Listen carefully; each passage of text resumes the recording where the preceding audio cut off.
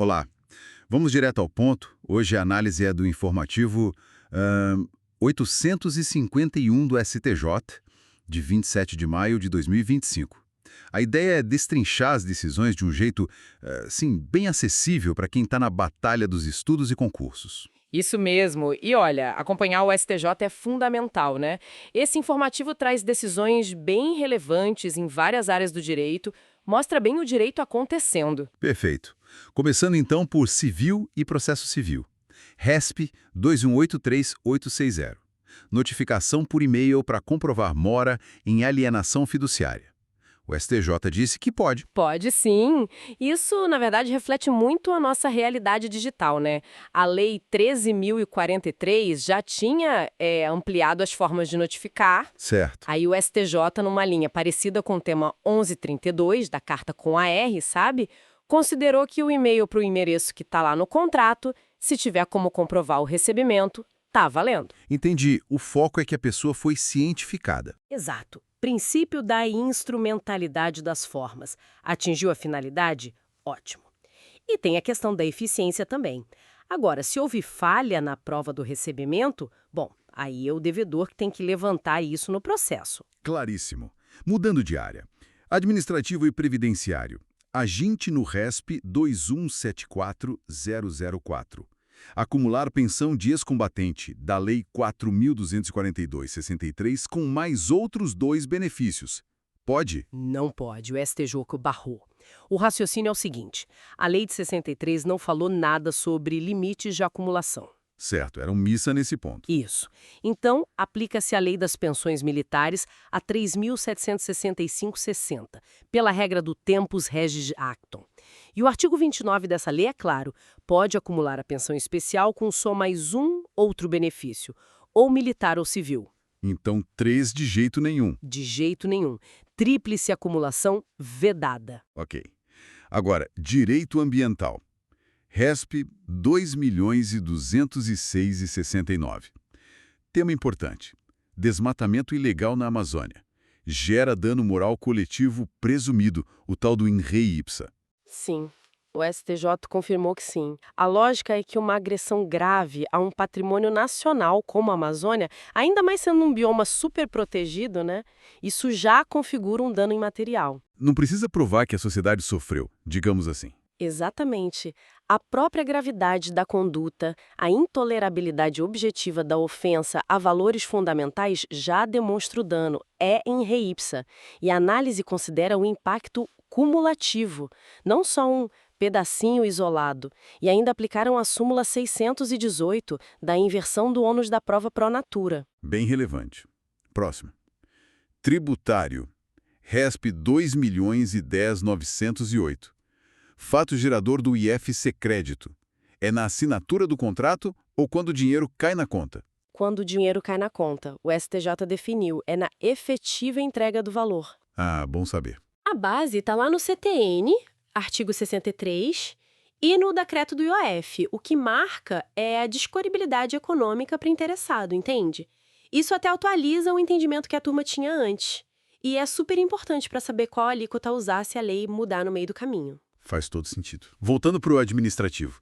A RESP 2.080.146. Improbidade administrativa. Para receber a petição inicial, basta alegar a ilegalidade por causa do indúbio pro societate. Não, não basta. O SQJ disse que não. Embora nessa fase inicial prevaleça mesmo o indúbio pro societate. Aquele juízo prévio, né? Isso, juízo de prelibação. Mas a petição inicial tem que ter elementos mínimos. Tem que indicar a conduta dolosa do agente, o eventual dano ao erário. Não dá para processar alguém só por dizer que houve uma ilegalidade ou porque a pessoa era sócia de uma empresa, como foi no caso. Precisa de um pouco mais de substância. Entendido. Mas, tributário. RESP 2.167.201. Aquela remuneração que o Banco Central paga aos bancos via Selic pelos depósitos compulsórios. Paga IRPJ e CSLL? Paga sim, o STJ confirmou. E aqui a distinção é importante, viu? Qual seria? Essa remuneração é considerada receita financeira, é acréscimo patrimonial, renda, provento, nos termos do artigo 43 do CTN, tributável. É diferente da Selic que a gente recebe na devolução de imposto pago a mais, a repetição de indébito, sabe? Ah, sim. Aquela dos temas 962 do STF e 505 do STJ. Exato. Ali a natureza é indenizatória, por isso não tributa. Nesse caso dos compulsórios, a situação parece mais quanto os depósitos judiciais, do tema 504, onde os juros são tributados. Ótima distinção. E ainda em tributário, um tema sempre quente. RESP 2.178.201. Prazo para compensar crédito tributário reconhecido na Justiça. Qual é? 5 anos. Contados do trânsito em julgado da decisão que reconheceu o crédito. 5 anos. E tem algum detalhe aí? Tem um detalhe crucial. Esse prazo de 5 anos fica suspenso, mas só entre o momento em que o contribuinte pede a habilitação do crédito lá na Receita Federal e o dia em que ele é comunicado do deferimento desse pedido. Ah, então tem essa janela de suspensão. E justamente. E cada pedido de compensação, cada PER de comp, tem que ser feito dentro desses 5 anos, já descontando o período de suspensão. A instrução normativa da Receita que fala isso não é ilegal, tá? Ela só reflete o CTN e o Decreto 20.910. Impede que a compensação vire uma aplicação financeira eterna, né? Entendi. Agora, um caso de direito civil julgado em segredo de justiça pela 4ª turma, transporte aéreo de animal de suporte emocional. A companhia é obrigada a levar na cabine, mesmo fora das regras normais de peso e caixa, Mal de suporte emocional no Brasil, como tem pro cão-guia, entende? que tem lei própria, treinamento específico. Isso. As empresas aéreas podem, sim, definir regras contratuais para levar animais. Limite de peso, uso de caixa de transporte, um atestado médico dizendo que o animal é de suporte emocional não tem o poder de derrubar essas regras contratuais, até por questões de segurança do voo, né? Certo. Penal agora. A RESP 248506. Injúria racial. Se a pessoa comete o crime bêbada, por embriaguez voluntária ou com ânimo exaltado numa briga, isso afasta o crime? Não afasta. O STJ foi claro. A embriaguez voluntária, aquela que a pessoa mesma se colocou no estado de embriaguez, não exclui a culpa. É a teoria da actio libera in causa do Código Penal, artigo 28. A pessoa era livre quando decidiu beber. Exatamente. E o ânimo exaltado, a raiva do momento, também não tira o dolo específico, a intenção de ofender por causa da raça ou da cor. Aliás, muitas injúrias acontecem justamente nesse contexto, né?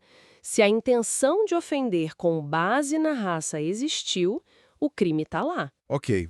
E na conexão entre processo civil e ECA, Estatuto da Criança e do Adolescente. AGR no RESP 2.200.045. Julgamento de apelação em ato infracional não foi unânime. Aplica a técnica do julgamento ampliado do artigo 942 do CPC. Aplica, mas atenção, tem um mais bem grande aí. Qual? Só aplica se a decisão da maioria for desfavorável ao adolescente. Ah, interessante. Por quê? Por isonomia e pela proteção integral.